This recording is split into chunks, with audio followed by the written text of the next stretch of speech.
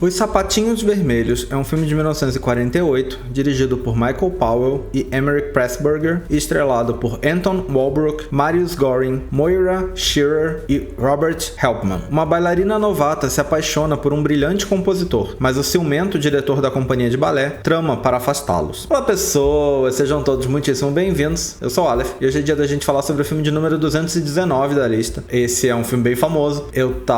Quer dizer, pra ser sincero, é um filme que eu não conhecia antes de eu começar essa lista. Mas desde que eu comecei essa lista, eu já vi esse filme ser citado em alguns lugares. Realmente acho que era uma falha minha não conhecer esse filme. É mais um filme aí do Paul e do Pressburger, né? A gente já viu 4 deles, eu acho, a essa altura. Esse é o 5º, eu acho que é isso. Parece pra mim que esse talvez seja o mais famoso deles, pelo menos por enquanto. Parece pra mim que esse é o mais famoso deles. E por um lado, a sinopse fala basicamente o que acontece no filme. Me incomoda um pouco, que eu acho que na verdade, essa trama que a sinopse tá falando, sobre o diretor tentar afastar os dois, pra mim é muito o final do filme, sabe? Não parece que ele fala pra mim sobre o decorrer do filme, ele fala sobre o final do filme. Que sim, é um ponto muito importante do filme. Essa trama é talvez a trama mais importante do filme, mas eu acho que ela demora pra acontecer. É um filme que tem um ritmo bem diferente, assim, inclusive. Que eu acho que tem a ver com isso, com esse fato dessa trama pra mim ser a trama principal, ao mesmo tempo que ela é muito no final do filme. Porque a trama do filme, na verdade, eu acho que em termos de, sei lá, duração de assunto no filme, eu tenho a impressão que o maior assunto é a peça, o balé dos Sapatinhos Vermelhos sendo montado e encenado. Eu acho que essa é a maior parte do assunto do filme. E aí depois que ele é encenado tem esse assunto do ciúme e tal da coisa. Então assim, tem isso, né? Tanto a bailarina quanto o compositor são ambos novatos, na verdade. A sinopse fala como se ela fosse novata e o compositor não. Mas ambos são novatos. É uma questão, inclusive, que o Marius Goring, que é quem faz o compositor, ele já tinha uma idade um pouco mais avançada do que é pro personagem dele ter. De novo, a gente tá vendo isso em todos os filmes aqui. Essa altura me causa estranhamento, porque você fica na dúvida a idade que é pro personagem ter, sabe? O filme começa com ele se apresentando como universitário, mas aí você fica, tá, ele é um universitário, mas ele entrou na universidade mais velho, sabe? Mas não, é pra ele ser jovem mesmo. É pra ele ter 20 anos e o ator tinha, sei lá, quase 40. Eu não olhei a idade da Moira, mas eu imagino que ela deve ser mais jovem. Geralmente as mulheres eram mais jovens e os homens, mesmo mais velhos, faziam um papel de mais jovem. Não é sempre assim. Recentemente eu falei do Carta de uma Desconhecida, que acontece da mulher ser mais velha e tá interpretando uma personagem adolescente, né? Não era uma coisa exclusiva dos homens. Mas então o filme começa muito com esse personagem, com o compositor, vendo um balé e falando, não, mas essa música é minha, era um balé tipo do professor dele. O compositor daquele balé era professor dele. Ele falando, não, pera, mas essa música é minha, foi eu que fiz essa música. E aí ele meio que vai até o diretor do balé pra mostrar que, tipo, olha, você tá tocando uma música que é minha, então, sei lá, você devia me contratar. E é o que acaba acontecendo. Ele prova que a música é dele e é o que acaba acontecendo. E a principal bailarina do grupo de balé, ela se casa e vai embora, larga o balé. E nesse momento a gente já vê o diretor da companhia falando sobre como ele acha que, sei lá, balé e relacionamentos não se misturam, que ele precisa de bailarinas que não entrem em relacionamentos, que estejam ali pela dança e que não se apaixonem, porque se apaixonar é um grande problema e tudo mais. E ele tenta arranjar uma nova.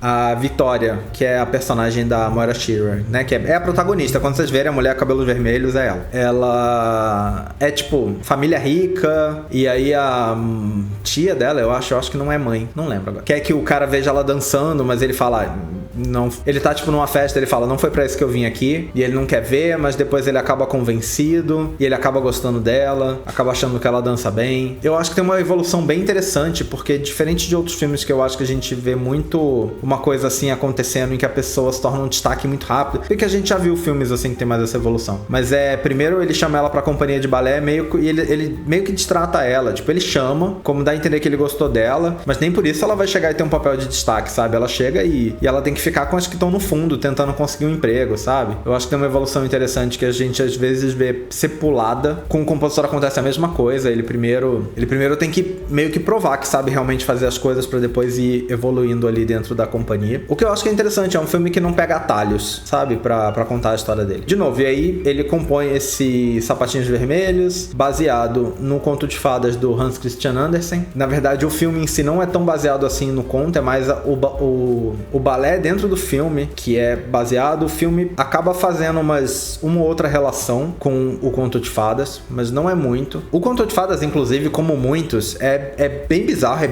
bem pesado, e obviamente não tem nada disso no filme, apesar de que eu acho que ambos têm um final meio, sei lá, não quero dar spoiler do final. E aí é isso, eu acho que o filme é muito mais sobre a produção dessa peça, desse balé, e ele sendo encenado, do que sobre a trama, mas realmente a trama do filme eu acho que é a trama talvez mais importante dentro do filme, né? Enfim, como eu falei, baseado no Conto de Fadas do Hans Christian Andersen, né? Sapatinhos Vermelhos, é uma história sobre uma menina. O conto original envolve muita igreja, e aí aqui não tem muita parte da igreja. Quer dizer, não tem nada a parte da igreja. Mas é sobre uma menina que arranja uns sapatos vermelhos e ela sai pra dançar com eles, e aí ela quer parar de dançar, mas os sapatos não querem parar de dançar. Eles querem dançar pra sempre. Até que no Conto de Fadas, a menina acaba tendo os pés amputados, porque ela não consegue tirar os sapatinhos e ela não consegue parar de dançar. E ela acaba tendo os pés amputados pra que só assim ela se livre dos sapatos e consiga parar de dançar. É nesse nível o Conto de Fadas original. Isso não acontece exatamente no filme. Tem o balé no filme, que aí é um pouco mais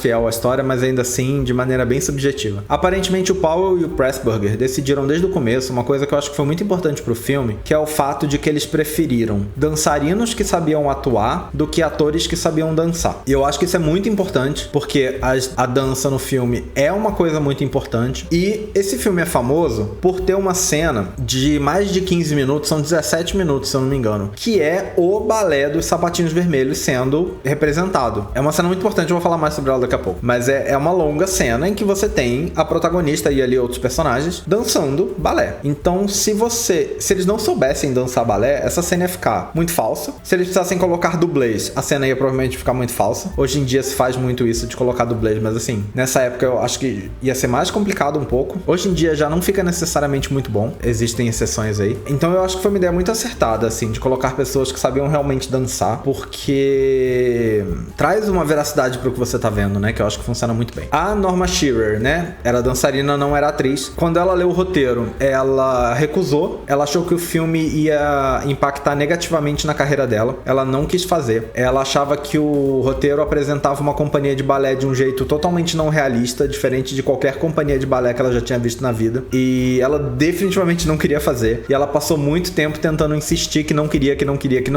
até que eu acho que a diretora da companhia de balé da qual ela fazia parte acabou convencendo ela a fazer o filme, e aí ela fez, e acho que deu tudo certo no fim das contas, pelo menos pra gente assistindo deu tudo certo. Aparentemente, quando esse filme foi lançado inicialmente, ele não teve muita divulgação, e ele acabou não arrecadando muito dinheiro de bilheteria no começo, porque a produtora do filme tinha gastado muito dinheiro fazendo um filme antes, que é César e Cleópatra, de 1945, 3 anos antes, mas gastaram muito dinheiro com aquele filme. É um filme estrelado pela Vivien Leigh, inclusive. Ela faz a Cleópatra. E eles tinham gastado muito dinheiro e acabaram não tendo muito pra gastar com propaganda pra esse filme, com divulgação, né? E aí isso afetou muito negativamente aí pelo menos as primeiras semanas de lançamento do filme. E inclusive isso fez com que os diretores rompessem com essa produtora, e depois desse filme eles foram trabalhar com o Alexander Korda, que inclusive foi quem, junto com um dos diretores, teve a ideia inicial desse filme. Eu falei dele recentemente, a gente já viu um filme dirigido por ele aqui, que era aquele filme com o roteiro do H.G. Wells, uma coisa sobre o futuro. Então o Alexander Korda, ele era até mais produtor do que diretor, se eu não me engano, mas ele dirigiu alguns filmes, e acabaram daqui indo trabalhar com ele. Não sei se vai ter outros filmes deles na lista, mas se tiver algum outro, provavelmente vai ser com o Korda. O filme, quando foi lançado nos Estados Unidos, fez muito sucesso, mas muito sucesso, ao ponto de que um dos lugares onde ele era exibido, o filme foi tão popular que ele ficou sendo exibido nesse lugar durante 2 anos inteiros, com ingressos sendo vendidos à base de reserva e pagamento adiantado, porque assim, todo mundo queria ver o filme. 2 anos é muito tempo para um filme ficar em cartaz, né?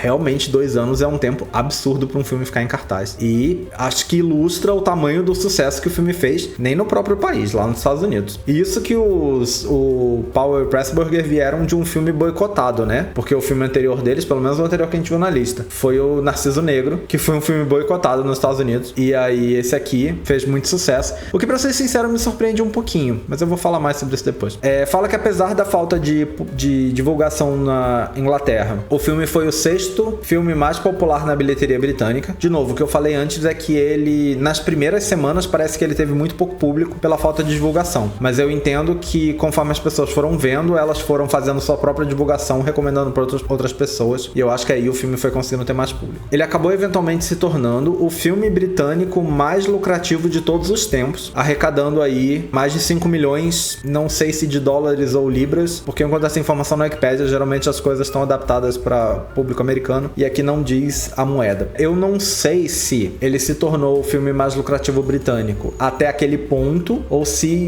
o quanto isso ainda durou, quanto tempo levou até um filme quebrar essa barreira. Eu imagino que a essa altura algum já deve ter quebrado, vai saber. Aparentemente, historiadores de cinema falam que é muito complicado você encontrar ou você chegar num consenso sobre as críticas que esse filme recebeu na época. É uma tarefa complicada, porque muitos críticos criticaram muito, muitos críticos elogiaram bastante, muitos críticos ficaram no meio. A conclusão é que houve todo tipo de recepção da crítica possível, sabe? Tanto negativa quanto positiva, quanto mais ou menos. Tudo se achou a respeito desse filme. Aparentemente ele foi mais bem recebido nos Estados Unidos do que na própria Inglaterra, como acho que fica nítido ali pela sala que passou ele durante 2 anos. Em especial o público de cinema de arte. O povo que gostava de cinema de arte nos Estados Unidos gostou muito do filme, e aí eu já entendo um pouco mais. E o filme aparentemente também foi muito recebido no Japão, o que eu acho que faz bastante sentido também. O filme concorreu a 5 Oscars. Perdeu os prêmios de melhor edição, melhor história e melhor filme, mas ganhou os prêmios de melhor trilha sonora e melhor direção de arte colorida, porque é um filme colorido. Atualmente, ele é considerado um dos melhores filmes aí da parceria entre o Powell e o Pressburger. Em 1999, ele foi eleito pelo Instituto de Cinema Britânico como o 9º melhor filme britânico de todos os tempos. Um dia eu quero olhar essas listas e pra gente conversar aqui, ver o que a gente viu, o que a gente não viu e se tem opiniões semelhantes aí. Antes de eu falar minhas opiniões, vamos dar uma olhada no que o livro fala sobre ele. Começa dizendo que o filme foi amado por gerações de garotas que queriam ser bailarinas quando crescessem. O que pra mim parece uma ideia bem estranha, porque eu não acho que o filme retrata o balé como uma coisa tão boa assim, pra ninguém querer ser. Eu não acho que a protagonista do filme é uma pessoa pra se almejar muito, não. Foi muito bonito, mas não é um filme de você ver a vida da pessoa, do personagem e pensar, eu quero essa vida pra mim. Não acho que é esse tipo de filme. Aqui até diz, embora sua mensagem para elas seja decididamente de duplo sentido. Eu não sei nem se tem duplo sentido, mas enfim. Aqui dizem uma fascinante releitura da velha história do nascimento de uma estrela. E aí eu não sei se ele quer... Aqui tá escrito em minúsculo, como se não fosse uma referência ao filme. Porque a essa altura a gente já tem Nasce uma Estrela. É um filme que já existia, já tinha no mínimo uma versão. Talvez tivesse até 2. Mas eu acho que já tinha pelo menos uma. Quer dizer, eu acho não, tenho certeza que já tinha pelo menos uma. Eu não sei se foi isso que o livro quis dizer. Na tradução ficou como se não fosse. De repente ele só quer dizer, tipo, a história de uma estrela surgindo, como muitas, né? Dessa pessoa se descobrindo na arte e tal. De repente é isso. Tá, e eu já tenho vários problemas aqui. Porque aí diz que a jovem dançarina blá blá blá se apaixona pelo empresário Boris, que é o diretor do balé. E eu acho, realmente, quando eles se encontram pela primeira vez, eles têm uma relação meio de interesse, tipo, o que poderia levar a alguma coisa. Mas eu não acho que em nenhum momento do filme ela se apaixona por ele. Eu não acho que isso faz muito sentido. E bom, lendo o livro, eu acho que inevitavelmente eu vou ter que falar sobre o final do filme. Então, daqui pra frente, spoilers, tá? Porque ele fala que ela negligencia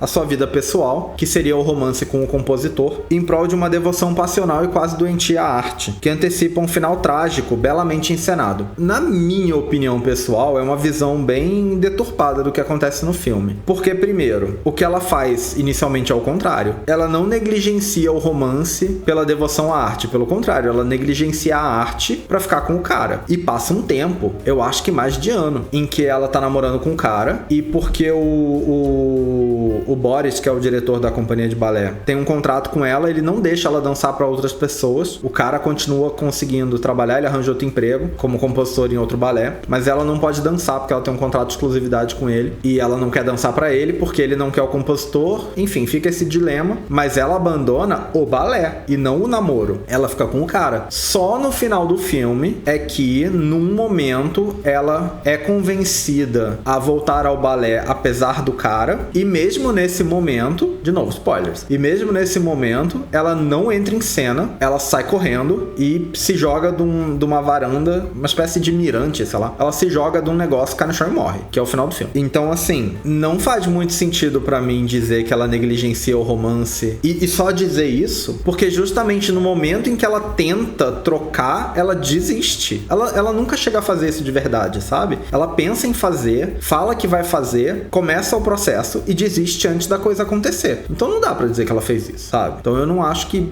pra mim, a sinopse que o livro tá contando já tá bem diferente do que acontece no filme. E bom, o livro fala bastante coisa, mas eu acho que nada que a gente já não tenha falado aqui que não sejam só adjetivos elogiando o filme. No geral, a gente falou as coisas aqui. Eu acho que uma coisa que o livro fala que não encontrei em outros lugares e não tava aqui é que o filme ajudou a popularizar o balé porque ele mostra muito dos bastidores. Então ele ajudou outras pessoas a conhecerem o balé, tanto por, né, de repente a ideia é que o balé era uma coisa assistida pela elite, né, os próprias encenações de verdade do balé, e cinema é mais pra todo mundo, mais barato, certamente, e quanto o fato de que ele fica mostrando bastidores e tal, que é uma coisa que, né, nem todo mundo sabia, não era uma coisa tão conhecida. Realmente o filme mostra muito bastidores do balé. Não sei o quão verdadeiros pelo comentário da própria atriz principal, né. Eu acho assim, vamos lá, eu já começo achando, eu acho muito curioso a ideia de que o filme fez tanto sucesso nos Estados Unidos. No momento em que ele fala que fez muito sucesso com o público de cinema de arte, faz mais sentido pra mim. Porque é um filme com muita subjetividade de um jeito que o cinema americano não fazia, né? Então, por que não fazia? Eu penso que não tinha muito público. O filme ter sido bem recebido no Japão faz total sentido. É um povo que tem uma relação tanto com a dança como forma de contar história, como com a subjetividade de cenas, que eu acho que faz muito sentido isso aqui. É um público que eu acho que aceita essa representação subjetiva, que é o que o filme faz nesse número de dança de 17 minutos. É um público que eu acho que está muito preparado para aceitar isso. Estava provavelmente na época. Tem filmes anteriores a isso, japoneses, que já faziam coisas semelhantes. Então parece algo que realmente ia funcionar muito bem lá. Eu critiquei a sinopse que o livro dá, mas assim, a opinião eu concordo. Eu acho que é um ótimo filme. É um filme muito bom. Eu vou ser sincero, até o momento não é meu preferido dos diretores. Eu gostei mais de Narciso Negro. É um filme que pra mim pegou mais. Dito isso, esse filme é maravilhoso. Maravilhoso. Eu recomendo pra qualquer pessoa. Eu acho que é muito bom. Eu acho que a cena... Eu acho que a parte subjetiva é muito mais legal do que a parte, sei lá, objetiva.